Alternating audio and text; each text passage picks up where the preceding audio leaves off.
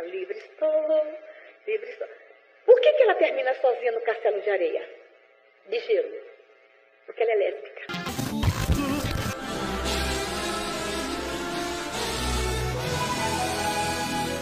Esse programa não é recomendado para LGBTIA mais fóbicos. E aí, gente? Tá começando mais um Papo Animado. Tá animado hoje, Léo? Opa! A gente tá aqui no...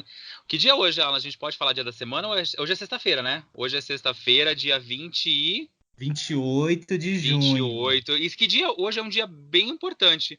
Que dia é hoje, Alan? Não é nosso aniversário, né? Não é o nosso aniversário, mas é o aniversário de 50 anos do Stonewall, da grande revolta de Stonewall. Por isso mesmo que esse episódio vai ser muito especial, que a gente vai falar daqui a pouquinho o porquê que essa data é tão importante. Então fica ligadinho, hein, gente? Não sai daí, hein? Então pode rodar a vinheta das notícias. Vamos começar com as notícias, então. Vamos começar falando do Flash Gordon. Para quem não sabe, o Flash Gordon é um personagem das HQs. Ele veio dos quadrinhos. Ele veio também das tirinhas de jornal dos anos 30 e ele vai virar um filme de animação, pelo menos é o que fala o portal Deadline. A Disney e a Fox já começaram a produção do longa, teve inclusive o seu diretor e roteirista escalado, que é o Taika Waititi. Sim, parece que eu estou inventando esse nome, mas é um nome de verdade. Ele fez inclusive Thor Ragnarok, que é o grande responsável por Thor Ragnarok. Você conhece o Flash Gordon? Porque eu não tenho muitas referências dele, Léo. O que você acompanhava? Porque eu sei que ele já teve séries animadas, né? Eu lembro que o Flash Gordon teve um filme, se eu não me engano, na década de 80 ou 90. O filme era bizarro. Se eu não me engano, o Ted, sabe o filme do ursinho? Sei. Ele faz uma brincadeira com o ator do Flash Gordon. E tem a música icônica do Queen tocando, né, no filme, acredito eu, e também que passa no filme do Ted. Eu não conhecia o personagem até ver o filme do Ted. Eu nunca fui muito fã de super-heróis. Comecei a virar fã agora com os filmes da Marvel nos cinemas. Mas eu não conhecia ele, não. Eu sei que já teve outras séries de animação e o personagem é bem conhecido no mundo das HQs. Bom, vamos ficar aí, então, esperando para ver o que vai ser desse filme, mas dá a sua notícia, Léo. Deixa eu só fazer um complemento. Além de Thor Ragnarok, o diretor com esse nome super complexo fez um filme de comédia super legal com quem eu trabalhei há um tempo atrás, que chama O que Fazemos nas Sombras. Eu não sei se você já assistiu, Alan.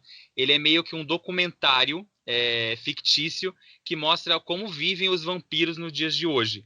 Então, para quem não conhece, que só conhece o trabalho desse diretor em Thor Ragnarok, ele é um diretor que faz uns filmes bem divertidos. Esse daí do Que Fazemos nas Sombras é muito legal para quem curte filme de terror e curte muito sangue, porque ele faz muitas sátiras, brinca com os filmes atuais de vampiro. Então podemos esperar um Flash Gordon bem divertido se o diretor seguir essa linha dos dois últimos projetos dele. A próxima notícia, vamos falar um pouquinho de Toy Story 4, que foi tema do nosso último podcast. O filme estreou em primeiro lugar, batendo recordes de bilheteria, tanto aqui no Brasil como lá fora. Aqui no Brasil, ele bateu 2 recordes. Ele foi a melhor estreia de uma animação no seu primeiro dia, na quinta-feira, que foi feriado, e ele também foi o melhor final de semana de estreia.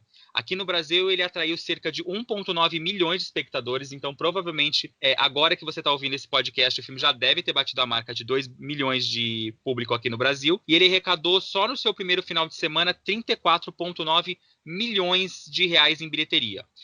Ao redor do mundo, o filme já fez 238 milhões em bilheteria, e nos Estados Unidos ele arrecadou só no seu primeiro final de semana 135 milhões. Vale lembrar que o filme bateu o recorde também internacional de melhor abertura de uma animação da história. E você sabe qual que era a animação que segurava esse recorde até agora, Alan? Era Os Incríveis 2? Isso mesmo, Os Incríveis 2 tinha arrecadado 235 milhões mundialmente. Por 3 milhões, o Toy Story bateu Os Incríveis 2. E Alan, qual que é a próxima notícia? A gente vai continuar falando sobre super-heróis, já que a gente falou agora aqui dos Incríveis? Eu só quero lembrar que, por falar em super-heróis, a gente tá falando de Os Incríveis 2, Toy Story bateu não só em bilheteria, como também em qualidade, até porque Os Incríveis 2 nem é tão bom, né, gente? Enfim, vamos falar de Homem-Aranha no Aranhaverso.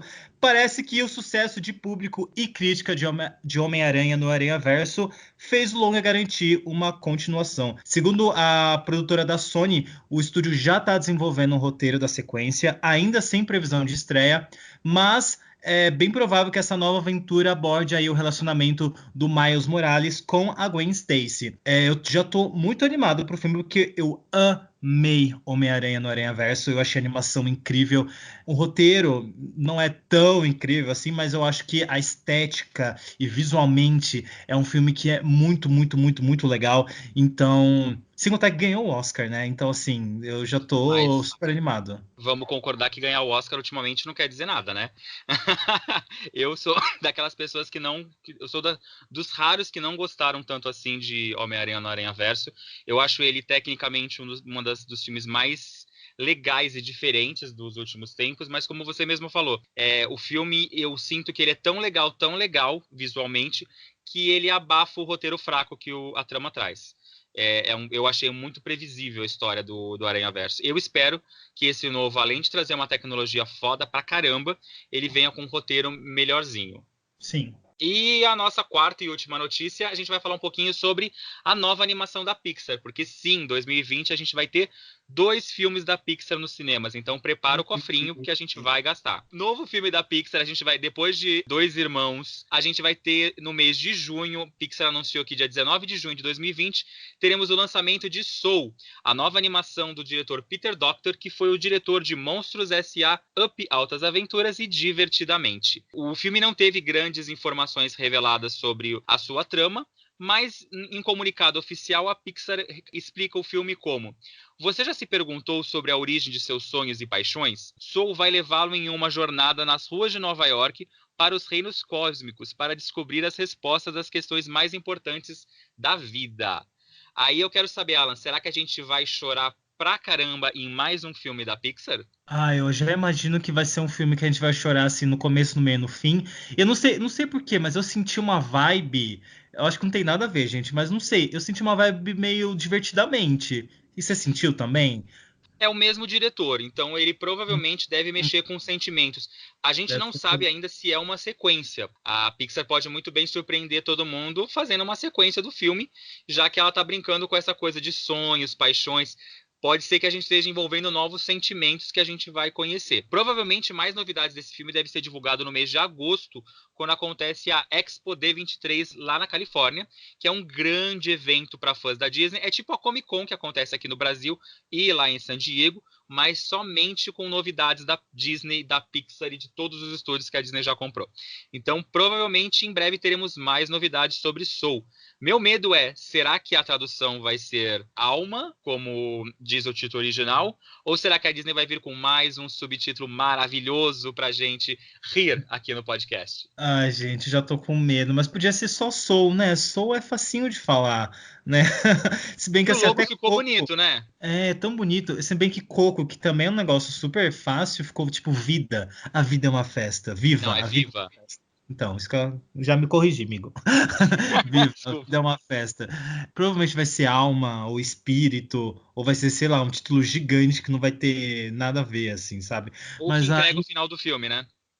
mas eu tô animado da Pixar entregar 2 filmes, 2 roteiros inéditos, sendo que nos últimos anos a gente só viu praticamente continuações, sabe? Tipo, tô animado que vão ser 2 filmes inéditos e que não é uma sequência, não é um reboot, não é nada, assim. Então vamos ficar aí na espera, que seja Já bom. teve, já teve 2 momentos, 2 anos que a Pixar entregou 2 produções. Se eu não me engano, a gente teve o Bom Dinossauro e uma sequência, eu não lembro agora se era Carros, ou Aham, Dory, acho que era Dory, foi Bom Dinossauro e Dory no mesmo ano.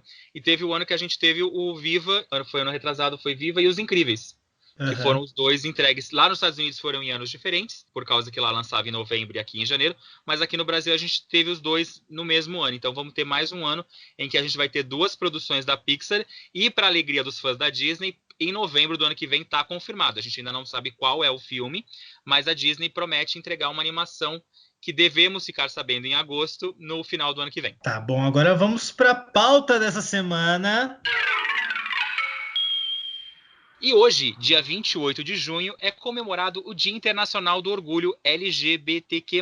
Alan, explica para quem não sabe por que esse dia é tão importante. A militante chegou, gente. Então, vamos explicar. No dia 28 de junho de 1969, lá em Manhattan, em Nova York, teve a grande revolta de Stonewall. Stonewall era um bar LGBT, né, que recebia toda a galera marginalizada da época. Até porque, para quem não sabe, até o final dos anos 60, todo mundo que era considerado LGBT era muito marginalizado, viviam em lugares clandestinos, em guetos. E aí tinha esse bar que era muito famoso na comunidade LGBT, onde sempre haviam batidas policiais. O que acontece é que nesse dia as pessoas estavam cansadas de serem presas, violentadas só por serem elas mesmas, e aí teve essa grande revolta que durou semanas e foi um grande marco para a luta de direitos LGBTs no mundo, que começou lá em Nova York, mas que acabou se estendendo, né, em vários lugares do mundo, inclusive até no Brasil a gente teve alguns movimentos parecidos com o do Stonewall. E por isso que a gente comemora todos os anos. O mês de junho é considerado o mês do orgulho LGBT, e o dia 28 de junho é o grande dia do orgulho LGBT por conta dessa grande marco na história da humanidade, né, que é Stonewall, e o quão importante isso foi na nossa luta de direitos. Olha só como eu estou estudado, gente. Fez a Estuda minha lição de casa própria. direitinho. No final do programa eu vou dar até dicas para quem quiser saber um pouco mais. Mas a gente não é um podcast LGBT, então por que a gente está falando sobre isso, Léo? É porque, de uns tempos pra cá, os desenhos animados vêm apresentando personagens LGBTs. E no programa de hoje a gente vai falar um pouquinho sobre essa representatividade nas animações. Vale lembrar que os desenhos animados foram ganhando representações LGBTs muito recentemente. Claro, existia personagens LGBTs na década de 80, nos desenhos da década de 90, mas a maioria das vezes eles eram personagens caricatos. Então o público LGBT acabava não se identificando com os personagens. Faz mais ou menos uns 5 anos que os desenhos animados começaram a ganhar personagens LGBTs que a gente pode acabar se identificando com eles. O assunto sempre foi considerado um assunto tabu nível Hitler. É aquele tipo de assunto que é melhor a gente não colocar porque desenho animado é para criança. Mas é importante também você estar colocando personagens LGBTs nas histórias de animação. E hoje em dia o assunto continua sendo um tabu, mas é aquele tabu mais tolerável, um nível de dá para colocar uma arma de fogo se ela não fizer muito estrago na animação. A gente tem inclusive animações mais novas que têm abordado isso de forma muito mais explícita, que a gente vai falar um pouco, como Steven Universe e Rick e Morty, mas a gente também teve animações antigas que abordaram isso de alguma forma, como Simpsons e Futurama, tudo isso graças, primeiramente, à humanidade que parece que finalmente está evoluindo, entendendo que é importante falar sobre representatividade, inclusive para a criança, aprender a conviver com diversidade e conseguir se entender. A gente vai falar muito sobre a importância de representatividade também, mas esses personagens sempre tiveram presentes em diversas produções, mesmo que sejam sutilmente, né? Então a gente vai falar muito sobre isso, que eles sempre estiveram lá, só que a gente às vezes não tinha tanta consciência, né?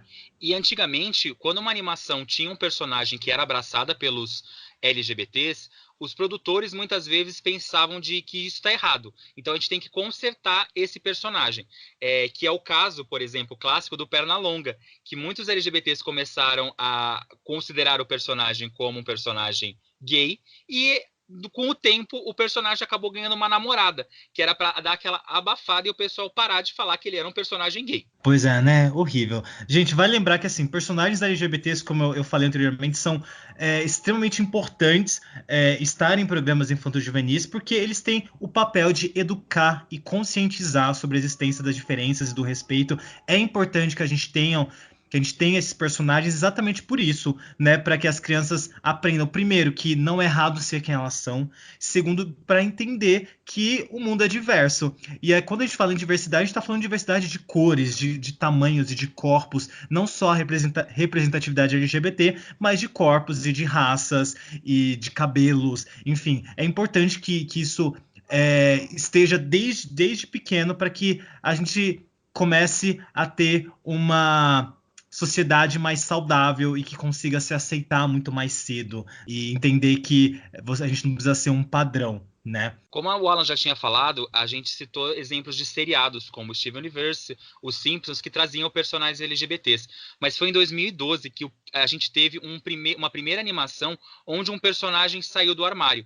Eu não sei se vocês lembram, a animação Paranorman da Laika, que trazia um tema sobre zumbis. No final do filme, praticamente na penúltima cena, o jogador de futebol americano gostosão, ele dá uma sutil explicação quando a protagonista feminina convida ele para ir ao cinema. Qual que é a fala que ele faz, Alan, quando a menina chama ele para ir no cinema? Você vai adorar meu namorado, ele é louco por filme de menininha. E foi assim que nós tivemos o primeiro personagem LGBT num filme de animação. Outro caso bem importante que entrou para a história foi em 2015, quando o Disney Channel exibiu o primeiro beijo gay numa série de animação, que foi a série Star vs As Forças do Mal, que foi no episódio Just a Friends. Olha, meu inglês tá bom, olha, melhorei hoje no episódio. Fiz que tá fazendo efeito. A gente também teve um casal gay recentemente na série que eu amo, Gravity Falls, né, em que os dois guardinhas florestais se assumiram como um casal gay. Foi super legal, foi super representativo e assim, foi muito sutil e muito na cara também, né? Foi super legal. E pra vocês não acharem que a gente só tá falando sobre Disney, em 2016 a Nickelodeon, na série The Lounge House, apresentou um primeiro casal gay, onde o protagonista faz uma festa do pijama na casa dele, e quando ele recebe um dos amiguinhos dele, o Cleide, ele fala a hora de fazer história. E ele abre a porta e o personagem do Cleide aparece com os seus dois pais, que são super protetores e estão aprendendo a desapegar do filhinho. Então a gente no programa de hoje vai falar um pouquinho sobre esses personagens e a importância deles nas animações. Isso. Bom, a gente vai começar agora a citar rapidamente até um pouco da linha do tempo, né, de algumas animações que começaram a ter esses personagens e alguns a gente vai se aprofundar mais. E vocês que estão ouvindo, vocês podem ir lá depois no @papoanimado no Instagram e citar se a gente esqueceu algum, se tem algum que passou despercebido também, ou mesmo se vocês tiverem curiosidades e quiser uma segunda parte, a gente faz com todo prazer. E quais foram as primeiras animações, Alan, que começaram a ter esses personagens aparecendo assumidamente gays? Lá em 1986, a gente já teve em Dragon Ball o General Blue, que é um soldado da Red Reborn Army, que é completamente gay e não se sente atraído por Bulma, que é uma das personagens, inclusive, mais lindas e incríveis de Dragon Ball. Essas referências à homossexualidade foram censuradas no mundo ocidental, ou seja, muita gente nem lembra do General Blue. Eu mesmo não lembrava muito até começar a pesquisar, exatamente por isso, porque e a gente vai ver muito isso nesse episódio, muitos personagens e muitas cenas foram censuradas, principalmente nos Estados Unidos, no Brasil, na Europa. A gente também teve Simpsons, né, Léo? Isso. No Simpsons a gente teve dois personagens que se assumiram recentemente LGBTs. Vale lembrar que só na temporada de número 26, o assistente do Sr. Burns se assume gay e se declara pro patrão. Quer dizer, demorou 26 temporadas e somente no episódio 17 ele sai do armário. Outra personagem LGBT da trama, quem que é ela? Ela é a irmã mais velha da Marge, né? Isso, a Patty Bonvier é francês, gente. A Patty que se assumiu como uma mulher lésbica, né, na série, que é uma das irmãs da Marge. Eu acho que essa é uma personagem que eu acho que todo mundo esperava, meio que ela já tinha uma vibe bem sapatão, né? Então eu acho que essa a gente meio que esperava, mas enfim, tá ali, né? Outro personagem, e a gente vai ver muitos personagens de animes, é o Yu Yu Hakusho, em que a gente tem 3 personagens, que é o Itsuki, o Shizuru e a Miyazuki, que também são personagens LGBTs. Os desenhos animados de super-heróis também trazem alguns personagens LGBTs. Em 92, o canal Fox Kids tinha a animação X-Men, que trazia 2 personagens LGBTs, a Mística e a Northstar. Como que pronuncia, Alan? Agora meu fiz que não funcionou. Não, tá certinho, a Northstar mesmo. Northstar mesmo, viu? Tô bem, então. Uma série de um anime muito conhecido que a galera gosta muito é a Sailor Moon, de 92, que traz vários personagens LGBTs. Alan, você quer falar um pouquinho sobre essa série? Então, Sailor Moon, que é uma das minhas séries favoritas da infância, teve vários personagens, né, Kumzit, Soizit, Fish Eyes, Zirconia, vários nomes estranhos, tá, gente? Mas é real oficial. Mas a grande representação veio mesmo da Sailor Urano e da Sailor Netuno, né, em que elas tinham um romance E isso era muito mais presente nas HQs, nos quadrinhos, nos mangás, né? No HQ, já que é anime, nos mangás. Mas a gente também teve isso na série animada, só que muita gente não lembra, e tá certo não lembrar, porque isso foi censurado nos Estados Unidos e no Brasil. Tentaram ali deixar elas como elas fossem só primas e tal, e a gente vai ver outros momentos em que isso aconteceu em outros animes, mas elas estão ali, né? Sailor Urano, Sailor Netuno, sendo duas mulheres apaixonadas. Nossa, até tem novela. Em 94, a gente tinha o lançamento da série Gárgulas, da ABC Studios, que é o estúdio da Disney. A série não trazia nenhum personagem assumidamente LGBT, mas o criador da série confirmou que o Lexton, tá certo, Alan? Isso. O Lexton era sim um personagem gay. Esse é um dos clássicos casos de personagens bem no estilo J.K. Rowling, sabe? Que só sabe depois que foi lançado, que nada, não se fala nada nos livros, nada na série, mas aí quando só o autor fala, então, gente, ele era gay o tempo todo, só que eu não deixei claro. A gente também teve no Superman um episódio em que a Maggie Sauer aparece com uma mulher que supostamente seria sua namorada. South Park também, que muita gente conhece, teve o Big Gay, só que assim, eu nem quero falar muito porque era uma representação horrível, né, super estereotipada. Mas assim, é South Park também, né, gente? O que esperar de South Park? Eles zoavam todo mundo, então assim, Não dá pra vou, levar a vou, sério, né? vou relevar, sabe? Em 99 a gente tinha a série Bucky, do canal Software Trans Arts. E tínhamos o personagem Hell, que após uma derrota contra o personagem Buck, que era o protagonista, descobre que além de odiar o seu rival, ele também o amava. Gente, agora eu descobri por que eu amava Bucky. Porque essa série animada passava na Band Kids. E eu amava essa série, porque era umas bolinhas rosa que explodia. Então, então eu queria muito lembrar desse episódio. Eu vou procurar depois. Eu adorei saber disso. A gente também teve Mission Hill. Eu nunca tinha ouvido falar dessa série, mas que tinha um casal gay também, aí no final dos anos 90 e começo dos anos 2000, que tem o Gus e o Wally, que são aí um casal gay. O canal Fox exibia em 99 a série Futurama, que trazia o personagem LGBT Enos Frey, tá certo? Isso, Enos Fry. Ele é tipo um avô, né? Um avô do Fry, que o Fry volta pro passado e aí encontra ele, e aí eles têm uma conversa, aí o Fry descobre que eu acho que o avô dele era gay e tal. É um episódio até interessante. É bem sutil também, mas dá pra ver ali que realmente o avô do Fry era gay. Nunca assisti essa série. E nem a próxima que eu vou citar, que é o Family Guy, também de 99, que trazia 4 personagens LGBTs: o Jasper, o Bruce, o Herbert e o professor de ginástica. É legal que tem o nome de 3 e o professor de ginástica, que deve ter aparecido um episódio e ter tido 2 falas, né? Outra série que eu amo é X-Men Revolution, que a gente tinha a Mística e a Destiny. A Mística, muita gente não sabe, mas a Mística eu sempre vi ela como uma personagem bissexual, até porque tanto nas HQs como nos filmes elas se relacionam também com homens.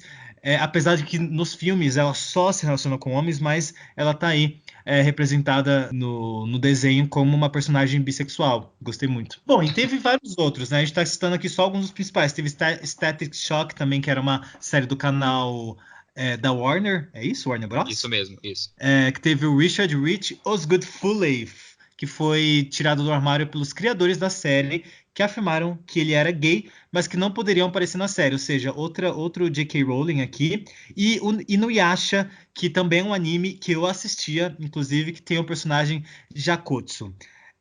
Agora a gente também vai falar sobre uma série do Showtime, chamada Queer Duck, né, Léo? Que ela entrou para a história porque ela traz o primeiro personagem protagonista assumidamente gay. A série de animação era bem rústica. A gente até tentou. Eu não conhecia a série, acho que o Alan também não. A gente tentou assistir alguns episódios na internet e o desenho animado era bem simplesinho. Mas o legal era que a temática homossexual era um tema predominante nos episódios. Apesar do conteúdo sugestivo, vale lembrar que a série não tinha nenhum tipo de linguagem gráfica ou conteúdo sexual presente em seus episódios, exceto no filme lançado em 2006. A melhor coisa que eu gostei de saber de Queer Duck é que tem música da RuPaul, sabe? Que é uma das maiores drags dos Estados Unidos. Então, assim, fã de RuPaul, tá vendo? Ela já fez até música pra desenho animado. E tem vários outros, né? Tem Teen Titans, que tem o The Brain e o Monsieur Malá. Também tem o American Dad, pai americano, que passava na Fox, que tem os personagens Roger Smith, Greg Colby e Terry Bates. O Greg Colby e Terry Bates são um casal que tem inclusive um filho, isso eu achei super legal. E o Roger é um extraterrestre com relacionamentos com homens e mulheres, ou seja, é um personagem bissexual. Na série Code Mokins, do canal G4 ou G4, se você preferir, tem o Clarence, que também é gay. Inclusive, tem algumas cenas dessa série animada no YouTube. E Rick e Steve, que é o casal mais feliz do mundo. Esse é o nome, esse é o subtítulo da série, tá, gente? E tem o Rick Broca, Steve Ball, Kirsten Kellogg e Dana Burstyn. Chuck Masters. Quantos personagens? Chuck Masters e Eva Martinez, que é um spin-off de um curta de 99 de mesmo nome, que conta a história de 3 casais LGBTs. Nossa, eu adorei saber disso, vou procurar depois. Se eu achar o link, eu posto lá no Papo Animado, porque fiquei bem interessado. E ela era uma série de bastante sucesso de 2007, que passava no Adult Swim do Cartoon Network. Então, vale a pena para quem não conhece assistir. Uhum. E tem mais 2 séries que a gente vai citar para não ficar muito cansativo aqui o podcast. Quais são elas, Alan?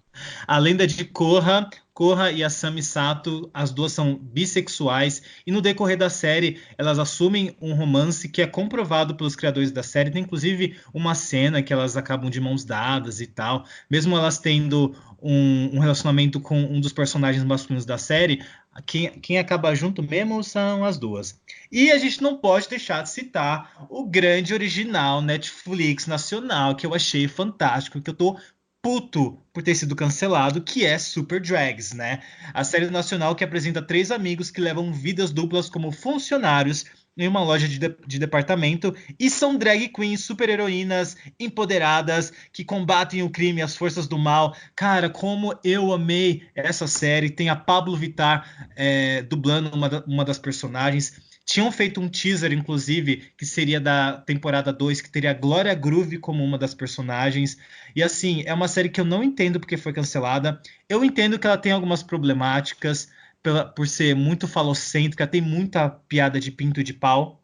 Apesar de ser uma série adulta, né, a gente sempre deixou claro que era uma série adulta, eu acho que ela funcionaria, inclusive, muito mais se tivesse sido lançado há 5, 10 anos atrás, porque agora a gente está numa era muito de militância. Isso não é ruim, isso é muito bom. A gente está questionando muito mais as coisas. Então a gente está entendendo que nossa comunidade não é só isso, não é só pau e pinto, sabe? Então, apesar de ser uma série super legal, tinha algumas problemáticas, mas que eu achei que se fosse renovada, eles poderiam melhorar, sabe, esses pontos e tal, até porque tem algumas discussões muito legais na série em questão de corpo, em questão de padrão, e como a gente trata e como são os relacionamentos no mundo LGBT, sem contar que fala muito sobre a nossa atual política, não é mesmo? E tinham personagens muito carismáticos e era muito engraçado. Eu ri a série inteira, eu assisti várias vezes. Nos Estados Unidos é dublado por drag queens de RuPaul, ou seja, assim, tinha tudo para dar certo, para ter várias temporadas, mas a Netflix, homofóbica que cancelou a série. Para mim isso é homofobia pura, entendeu?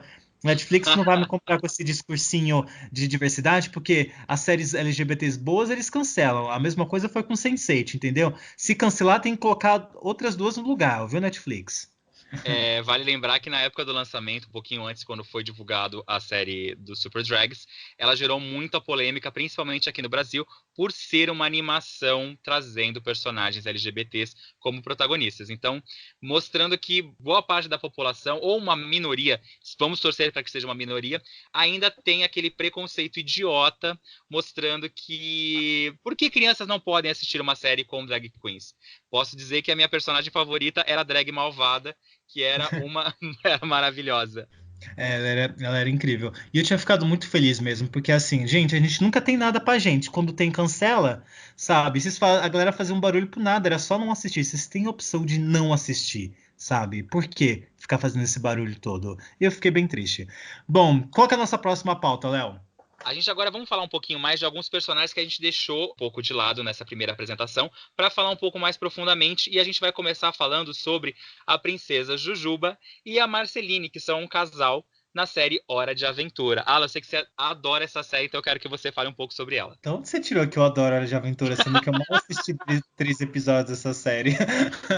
Bom, mas Tá melhor que eu que só vi um. Bom, foi revelado pela dubladora da Marceline em um dos eventos dos Estados Unidos que a vampira e a princesa Jujuba já tiveram um relacionamento, algo que algumas passagens de Hora de Aventura já tinham dado a entender. Assim, a série toda eles deixavam meio que subentendido que elas tinham uma relação, mas assim, tem episódios em que assim fica muito claro. O que acontece? A princesa Jujuba também é o interesse amoroso do personagem do Finn. É o humano, Finn, né? que é humano. Então muita gente prefere não definir ela como uma mulher lésbica, mas sim como uma mulher bissexual.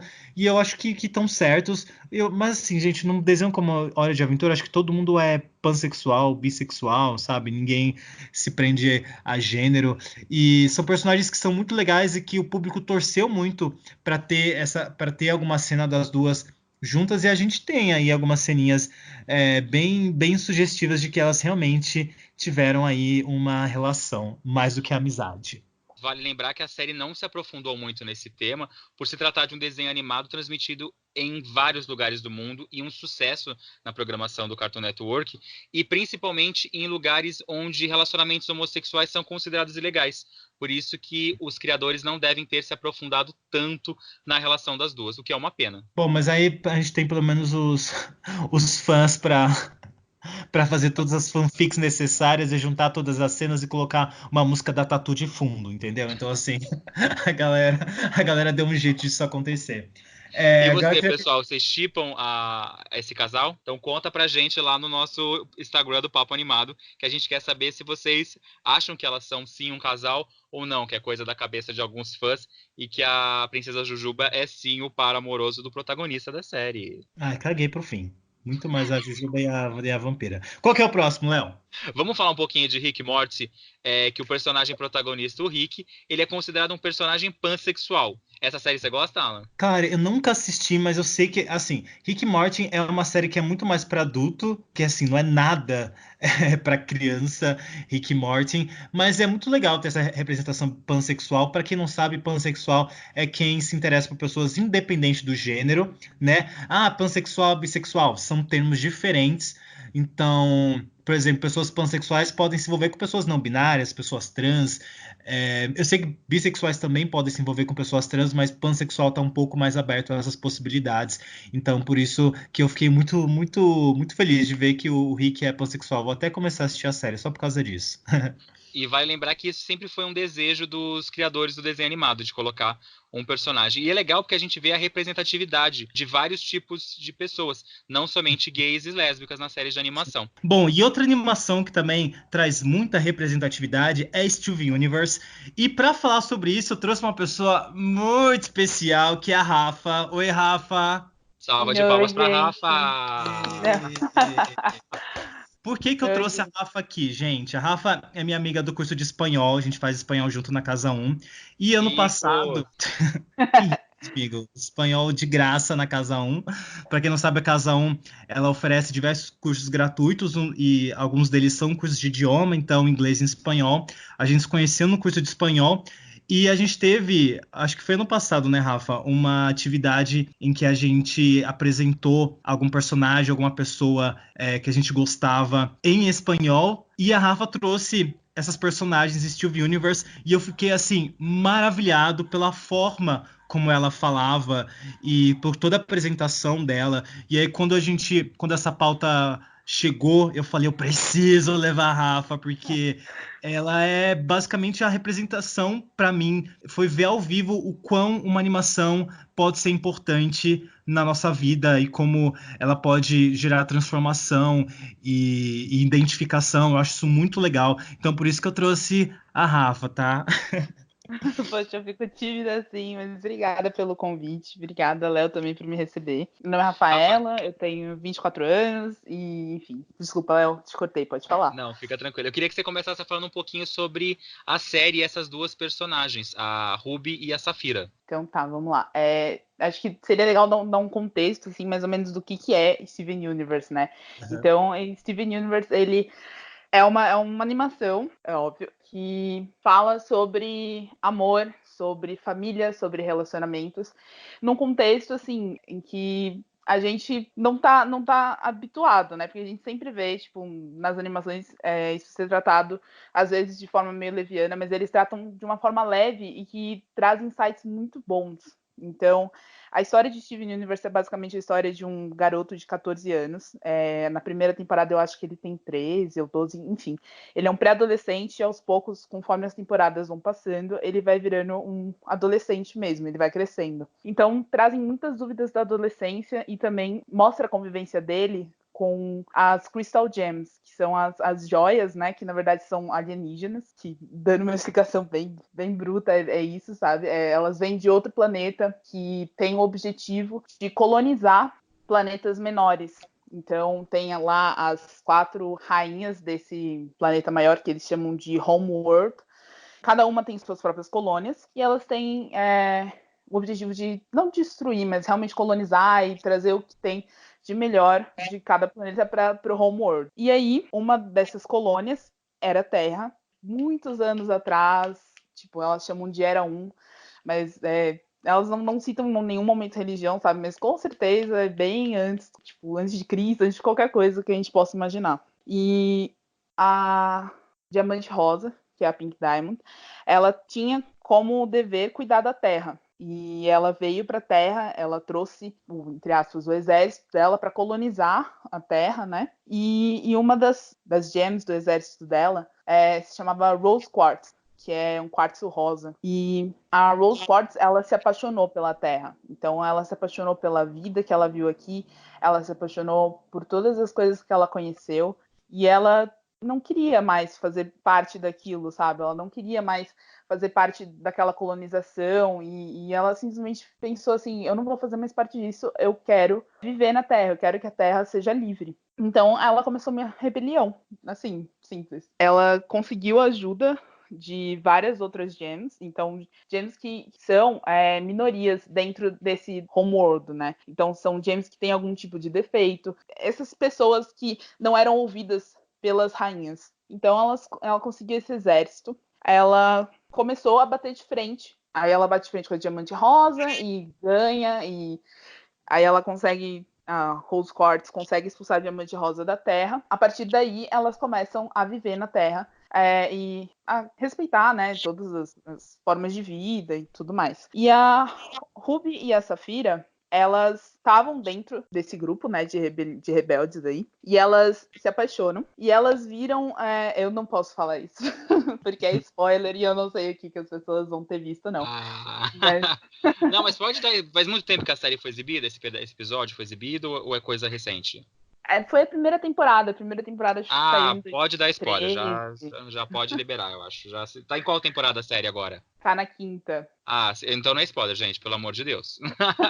A Ruby e a Sapphire, elas fizeram uma espécie de fusão, eles chamam assim na série fusão, e elas viraram a Garnet.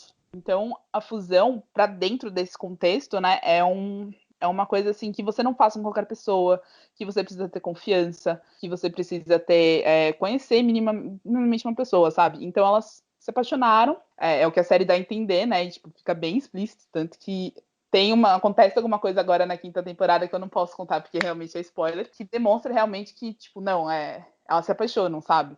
E aí elas fazem essa fusão e viram a Garnet, que a Garnet é uma das líderes, né, dessa rebelião, depois que a Rose Quartz morre, porque ela precisou morrer para poder dar luz ao Steven, porque a Rose Quartz se apaixona por um humano, que é o pai do Steven, e aí ela precisou morrer, e aí a Garnet assumiu a liderança das Crystal Gems aqui na Terra. E, na verdade, a Garnet é essa união da Ruby e da Safira. Eu vi que você estava comentando, e essa era uma das minhas dúvidas, porque eu não acompanho a série, era se esse amor entre as duas, como ele era retratado, se ele era retratado de uma forma muito explícita ou era mais sutil. Mas você falou que é meio que uma mistura dos dois, né? Uhum. Ele começa bem sutil, assim, na primeira temporada, até você realmente descobrir que a Garnet é uma fusão, você nem sabe que isso acontece, sabe? A série aborda, ela começa abordando essas temáticas LGBT de forma bem sutil, bem devagar, e aí quando se descobre que realmente a Garnet é uma fusão, e que é uma fusão da Ruby, da Safira, é aquele baque inicial, tipo, não, nossa, realmente é uma representação, é isso, acontece, sabe? É que nem você falou alguns episódios atrás, Alan, tipo, foi o pé na porta, entendeu? Que precisava, tipo, todo mundo saber. Não, realmente aqui tem representação LGBT. Pelo menos é assim que eu enxergo, né? Olha, a pessoa que realmente ouve os episódios, hein, gente? Olha só. Para participar do podcast tem que escutar os antigos, né? Pelo amor de Deus. Sim, pelo amor de Deus, é o mínimo. Eu tô atrasada um pouquinho, confesso, mas os primeiros eu ouvi. Rafa, deixa eu te fazer uma pergunta. Eu estava lendo sobre a série e eu vi que alguns sites colocam que a origem da Garnet na série é como se fosse uma metáfora para aceitação da orientação sexual ou de identidade do gênero da personagem. Você considera isso também? Eu considero, acho que como sendo uma aceitação geral, sabe? Porque a Ruby e a Safira na série, elas não podiam ficar juntas porque elas eram de camadas sociais diferentes. Então a Safira, uma Safira, dentro do contexto da situação de Homeworld, uma Safira, ela tem que servir para diamante dela. É como se fosse uma pequena criada, sabe? Dentro do contexto. E uma Ruby, ela é uma trabalhadora braçal. Então, assim, são camadas sociais completamente diferentes. E esse amor que nasce entre elas seria impossível de acontecer. Mas acontece. E elas se juntarem, elas lutarem contra tudo e contra todos nessa rebelião e se juntarem realmente e viverem de forma livre na Terra, porque em Homeworld elas não poderiam viver juntas, eu acho que é uma aceitação, assim, de identidade de gênero, de orientação sexual, sabe? Elas Uhum. não, em momento nenhum na série fala, tipo, não, é isso, sabe? Até porque ainda é uma série infantil e, querendo ou não, algumas coisas ainda são censuradas em algumas partes do mundo. Então elas não podem. Então, entendo que o Cartoon Network não pode sair falando isso, né? Mas eu entendo que é uma aceitação geral, assim, sabe? Tipo. Antes da gente iniciar o papo, a gente estava falando um pouco sobre a série ter muitos personagens femininos. Eu queria que você falasse um pouco sobre isso. Sim, a série tem 90% das personagens da série, assim, são femininas. E isso é muito, muito, muito bacana, porque a Rebecca Sugar, ela é uma pessoa NB, não binária, né? Então, ela recentemente falou que era uma pessoa não binária, que atende por pronomes femininos e neutros. E ela foi a primeira pessoa não binária a ter um próprio show no Cartoon Network, sabe? Então, eu acredito que muito da vivência dela esteja na série. Por exemplo, o Steven é uma inspiração do irmão mais novo dela. Então, ela com certeza viveu com muitas mulheres e toda essa questão dela ter sido a primeira pessoa não binária a assumir um desenho no Cartoon Network aparece nas personagens. Então, ela traz personagens que mulheres negras dublam. Então, a Garnet, quem é dublada pela Estelle, na versão estadunidense. Tem a Ruby, ela é dublada por uma mulher asiática. Eu não sei exatamente qual que é a nacionalidade dela, eu esqueci agora, me desculpa. Mas eu sei que ela é asiática. Tem uma mulher latina também dublando. A Nicki Minaj já dublou uma fusão, que se eu não me engano era da Garnet e da Ametista. Então, assim, é importante trazer essas mulheres, mostrar que elas estão ali, que elas estão nesse contexto de um desenho animado, sabe? E vivendo como deveria ser, sabe? Então, tipo, o Steven, ele foi criado pelas Crystal Gems. Todas são dubladas por mulheres, então a gente entende que são personagens femininas, de alguma forma. Mostra essa família criada por mulheres e tal, e como mulheres podem fazer tudo dentro do show. Eu não sei se respondeu essa pergunta, mas é mais ou menos isso. Aham. Então, Ô, tá ótimo. Rafa, Além da representatividade no time de dubladoras da série, você acha que as mulheres se sentem representadas de maneiras diferentes com as personagens? Por exemplo, no nosso segundo episódio, a gente trouxe o tema de personagens protagonistas femininas nas séries da Netflix de animação. A gente falou muito sobre a She-Ra. As novas princesas do poder, elas são diferentes da versão antiga, onde eram todas muito padronizadas. Dessa nova versão, a gente tem uma princesa criança, cada princesa tem meio que um elemento diferente da outra, para que a garotada se identifique com as personagens. Você acha que as meninas hoje em dia conseguem se identificar com essas princesas, essas personagens do Steven Universe? Olha, eu acredito que sim. Rose Quartz era uma mulher gorda. O corpo dela, na série, era de uma mulher gorda. E dificilmente a gente vê representações de mulheres gordas em desenhos que não sejam de forma vexatória. E eles trazem isso de uma forma muito bonita, sabe? Porque a Rose Quartz ela era líder da rebelião, ela é mãe do Steven Universe, e você vai pegando as coisas aos poucos, sabe?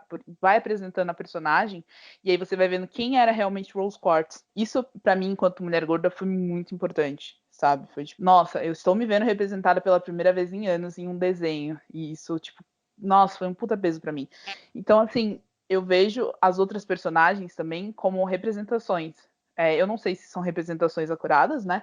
Mas eu acredito que seja o mais próximo da realidade possível. Não só pelo time de dubladoras, mas também pelo corpo que as gems têm, sabe? Não, incrível. Que eu ia comentar muito sobre essa questão do por que você acha que se apegou tanto a essas personagens e a sua relação pessoal e o quão importante isso é pra você. Além dessa questão de me ver representada pela primeira vez pela Rose Quartz, também tem muito essa questão de, tipo, elas tratam relacionamentos de forma que toca, sabe? É muito real. Então, por exemplo, tem um relacionamento saudável da Ruby e da Safira, né? E tem um relacionamento não correspondido da Pearl, da Pérola, né? No caso, com a Rose Quartz. Pelo menos na série dá muito a entender, eu entendo assim, né? A Pérola gostava muito da Rose de forma romântica e não só admiração, sabe? E a Rose Quartz não correspondia a ela dessa forma e mostra essa relação entre elas e por que a Pérola era tão devota a ela, sabe? Mostra também relacionamento tóxico. Então, a Lápis Lazuli é uma personagem que ela ficou muitos anos presa dentro de um espelho. Isso fala nas primeiras temporadas, eu não estou dando spoiler. Ela ficou muitos anos presa dentro de um espelho. E aí, quando ela saiu, quando o Steven libertou ela saiu e ela se viu presa de novo a uma outra gem inimiga, né? Essa gem inimiga é a Jasper, ela foi enviada de Homeworld para tentar conter esse avanço das gems na Terra, e ela se viu presa de novo a Jasper para tentar salvar a Terra, sabe? Então ela ficou durante muito tempo numa fusão forçada. A Lápis e a Jasper foram uma fusão forçada, e elas ficaram por muito tempo dentro do mar, tendo que conviver com aquilo. E aí, quando a Lápis volta, ela tem que lidar com todas as sequelas de um relacionamento tóxico. Então, estresse pós-traumático, né?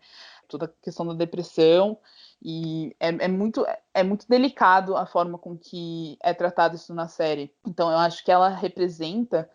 ela me toca muito por N motivos, sabe? Por situações que eu já vivi na minha vida e por representações que eu nunca achei que eu fosse ver num desenho. Tipo, caramba, que tipo de desenho toca na temática de relacionamentos tóxicos, sabe? Isso é tão difícil. E eles mostram isso e é tudo construído de forma muito delicada e você vai acompanhando. E, nossa, cansei de chorar com Steven Universe várias vezes. Rafa, deixa eu te perguntar, como é que a série chegou na sua vida? Você parou pra assistir a série por quê? Não sei dizer, assim, foi uma amiga que começou a ver, e aí outra amiga começou a ver, e aí várias pessoas do meu círculo estavam vendo, e eu fiquei, caramba, por que eu não tô vendo também, né? E aí eu falei, um belo dia eu tava fazendo nada, eu falei assim, vou dar uma chance, né? Deixa eu pesquisar aqui. Aí eu pesquisei e tinha no site do Tocatum disponível todos os episódios. E aí eu falei, vou começar a ver aqui despretensiosamente. E aí eu já chorei nos primeiros 5 episódios. E aí quando eu vi, eu já tava apaixonada, e aí eu falei, bom, acho que não dá mais pra voltar atrás, né? E para finalizar esse papo, qual diferença faria se você tivesse tido contato com essa animação na sua infância? Você acha que isso ia ajudar o seu processo de aceitação? Sim, muito.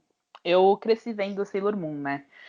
Sailor Moon, Sakura Card Captor, são desenhos, assim, que eu cresci vendo e que me ajudaram muito a não deixar a peteca cair enquanto mulher, sabe? Porque a gente quando a gente vai crescendo mulher, a gente sempre ouve aquelas coisas tipo, mulher não pode fazer isso, mulher não pode fazer aquilo. E ver essas animações me ajudou a passar por esse processo de cabeça erguida. Mas eu acredito que se eu tivesse visto desde sempre um desenho como Steven Universe, eu acho que muita coisa não estaria tão enraizada como tá, sabe? Então, talvez eu tivesse sido mais aberta desde o começo a me assumir enquanto mulher bissexual. Talvez eu tivesse me aceitado melhor meu corpo depois de ver alguém como a Rose Quartz, sabe? Tipo, ícones e pessoas que têm uma vida boa, que fazem coisas incríveis e que têm relacionamentos saudáveis, sabe? Teria sido bem mais fácil, com certeza. Então é isso, né? Eu acho que a gente vê a importância de abordar esses temas e animações, porque isso vai fazer total diferença para as próximas gerações que estão crescendo com esses novos personagens, sabe? Com essas novas tramas. Cara, eu tô muito animado para ver as crianças de hoje em dia falando lá na frente o quão esses desenhos ajudaram elas no processo de aceitação, porque a gente não teve muito isso na nossa infância.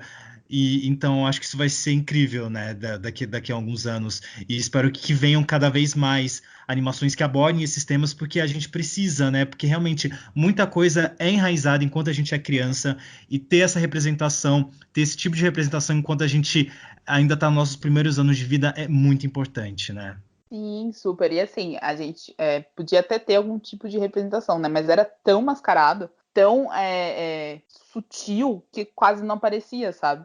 Então, por exemplo, pegando Sailor Moon de exemplo, tinha lá a Sailor Urano e a Sailor Netuno, que no mangá elas são um casal, sabe? Mas na época que passava na televisão, aquilo era super censurado ou, tipo, mascarado de uma forma para não passar que elas eram um casal. Tanto que nesse reboot que elas fizeram, né, que veio o Sailor Moon Cristal agora, eles até deixam mais fluido, sabe? Então dá para entender que sim, a Sailor Urano e a Sailor Netuno são realmente um casal e elas vivem juntas. E aí depois vem a versão da Sailor Starlight, sabe? Se tivesse menos mascarado na época, eu acho que teria ajudado bem mais gente do que ajudou já, sabe? Gente, então é isso, Rafa. Muito, muito obrigado. Você quer deixar seu @, seu Instagram para te seguir nas redes sociais? Ai, meu Deus. Sintam-se à vontade para me seguir no Instagram. Rafis, com 2Fs.Soares. E mandar DM, enfim, o que vocês preferirem por lá mesmo. Eu só queria complementar falando que a série Steven Universo ela é exibida no Cartoon Network desde 2014 aqui no Brasil. Já temos 160 episódios divididos em 5 temporadas. E quem não conhece, gente, é super de boa para poder assistir, porque cada episódio tem uma média de 11 minutinhos só. E Rafa, muito obrigado pela sua participação. A gente gostou muito de ter você por aqui hoje. Muito obrigada a vocês, muito obrigada pelo convite. Se quiserem, tô aí de novo. Sou super fã de vocês, do podcast. Obrigado. E muito sucesso, meninos, vocês merecem. Rafa, brigadão! Um beijo. E para terminar, para vocês falarem que a gente está falando só de animações que são um pouco antigas, em 2014 estreou a série Chosen, que é uma animação de comédia que conta a história de um rapper gay branco que acaba de sair da prisão com uma nova visão de vida. Ele começa a produzir músicas criticando estereótipos machistas e misóginos. Vale lembrar que essa série de animação, ela traz assuntos um pouco pesados, então não é uma série para garotada assistir, acredito eu que seja mais para os pais. Você já ouviu falar dessa série, Alan? Eu fiquei sabendo dela na pesquisa aqui pro podcast, mas fiquei curioso pelo tema diferente. Cara, então, eu acho que o legal dessa pesquisa é isso, sabe? Ver séries de animação e ver animações que a gente não conhece. Eu acho que, inclusive, o nosso grande objetivo do podcast é esse também, né? Trazer animações que as pessoas não conhecem, para que as pessoas não vejam só Disney ou Cartoon Network e tal. Então, ver Chosen, eu acho que é muito legal. E eu tô muito animado para começar a pesquisar essa série e tentar ver se tem algum lugar legendado, ou mesmo se dá para assistir mesmo sem legenda, porque eu fiquei bem interessado, né? Vai que se a gente pedir, a Netflix coloca no catálogo e aí todo mundo tem acesso, acho que seria muito legal. Não tô conhecendo agora e já fiquei muito interessado, parece ser uma série bem legal. A gente pesquisou outras séries e outros personagens, mas a gente não vai falar todos, senão o programa vai ficar gigantesco e vocês vão acabar cansando de escutar a gente. Então, se vocês gostarem do tema, comenta com a gente, que se a gente notar que vocês gostaram, a gente pode fazer uma parte 2 desse especial e falar de outros personagens de seriados que também são LGBTs. Mas vamos sair das séries e vamos falar um pouco também sobre os longa-metragens. A gente falou no começo do programa sobre o personagem do Paranorman, e a gente tem mais 3 personagens que a gente descobriu que também não são 100% confirmados que são LGBTs, mas que a gente desconfia que sejam. Alan, qual que é o primeiro? Que eu sei que é da DreamWorks, certo? Isso. Grande sucesso que muita gente ama, eu nem tanto, que é Doris, a irmã feia. Eu não sei muito dessa personagem. Você assistiu Shrek, acho que você pode falar melhor, né? A Doris, eu só sei que o nome dela é Doris e que ela é a irmã feia. Eu não lembro muito desse filme. O que Ah, eu sei tá. da Doris, assim, tipo, a primeira coisa que eu lembro quando você fala da personagem, eu lembro que ela foi dublada pelo Pedro Bial aqui no Brasil. Não sei se você lembra Nossa, disso, Alan. verdade. É verdade, tanto que eu ficava falando, então ela é sapatão. Mas parece que não, parece que ela é uma mulher trans, né? Pelo que a gente pesquisou. Isso mesmo, ela quer dizer, nunca foi oficializado que ela seria uma personagem trans, mas o fato dela ter ombros largos, uma voz meio masculinizada, e se envolverem com algumas piadas durante o filme, isso leva a crer que ela não é uma mulher hétero, vamos dizer assim. O filme não deixa muito claro, mas ele traz esse tipo de uma personagem LGBT que não era explorado, que nunca tinha sido explorado numa animação infantil. E ainda é legal ver isso numa animação de um grande estúdio. Shrek 1 foi um puta fenômeno de bilheteria, de público, e é legal você ver uma personagem trans numa animação da DreamWorks. Vou fazer só uma correção, tá, Léo? Por favor. Você falou sobre ela não ser uma mulher hétero. A gente tem que. E aí é importante que todo mundo ouça isso, e é importante que todo mundo saiba que identidade de gênero e orientação sexual são duas coisas diferentes. Então, ela pode ser uma mulher trans hétero, né? Se ela for uma mulher trans que se relaciona com outros homens. E se ela fosse lésbica, ela seria uma mulher trans lésbica. Então, assim. Ela tem todas as piadas que levam a crer que ela não é uma mulher cisgênero, né? Que são pessoas que não são trans, pessoas que nasceram com o seu corpo condizente com a sua mente, né? Então, tipo, eu e você somos pessoas cisgênero, né? E ela, então, seria uma mulher transgênero. Aí eu acho que hétero, porque ela fazia piadas com outros homens, ela aparentemente se interessava por outros homens, então ela é uma mulher trans hétero. Se eu não me engano, ela fazia muitas piadas envolvendo o Príncipe Encantado na animação, né? Eu não me Uhum. lembro, faz muito tempo que eu assisti Shrek 2 e 3. Eu confesso que o 2 eu gosto muito, mas eu detesto o Shrek terceiro. Eu sei que, bom, por mais que ela tenha esses trejeitos um pouco Masculinos, né? clichês e masculinos e que não é uma representação nem muito positiva, pelo menos ela compensa sendo ética, respeitosa. Então, assim, não é o ideal, mas pelo menos ela flutua entre ser legal e não ser, assim, sabe? Qual que é o Mas próximo posso te personagem? falar uma coisa? Alguns anos se passaram e a DreamWorks trouxe mais um personagem LGBT. E dessa vez eu achei que ele foi colocado de um jeito sutil e muito mais representativo do que a personagem do Shrek, que é o personagem do Bocão, que é um viking gigante, que ironicamente é uma figura mais masculina da história. E numa das cenas da segunda aventura da franquia Como Treinar Seu Dragão, ele acaba brincando e falando, ao ver uma briga de um casal, que ele nunca se causou por causa daquelas brigas. E também por um outro motivo que ele não vai falar. E aí ele faz essa brincadeira com o soluço.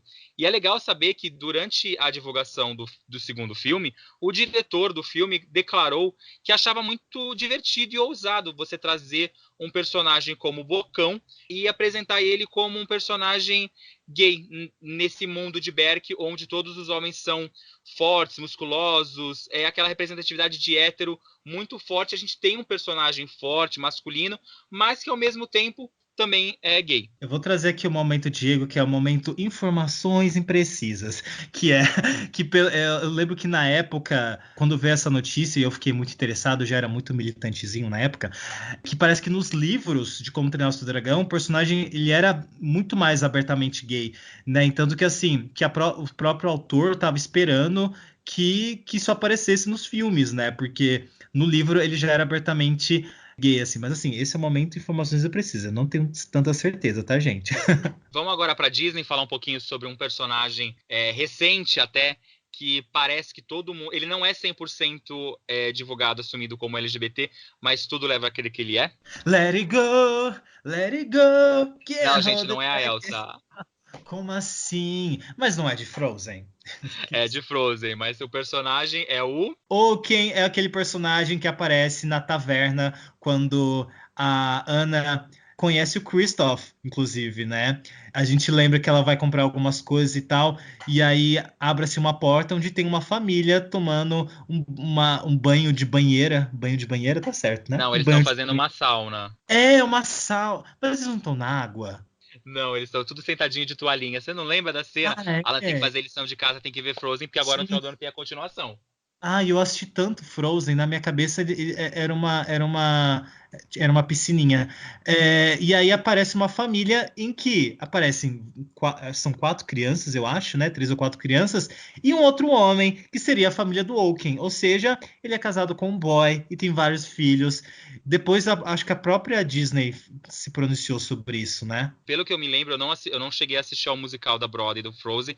Parece que tem um grande número musical brincando com esse personagem na versão da Broadway. Ele tem uma música própria, se eu não me engano, é a primeira música do segundo ato da trama.